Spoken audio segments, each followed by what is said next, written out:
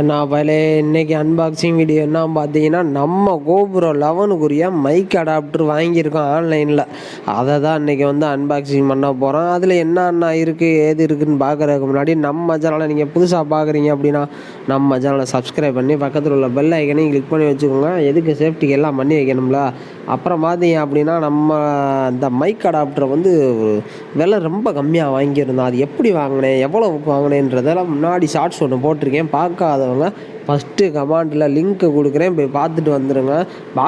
பாக்ஸுக்குள்ளே என்னென்ன இருக்குன்னு பார்த்தீங்கன்னா, ஒரு லைஃப் டைம் வாரண்டி கார்டு ஒன்று, அது கார்டா கேட்லாகா அப்படின்ற மாதிரி டவுட்டு தான், அந்த மாதிரி இருந்துச்சு. அப்புறம் பார்த்தீங்க அப்படின்னா ஒரு மைக்ரோஃபோன் அடாப்டர் ஒன்று இருக்குது.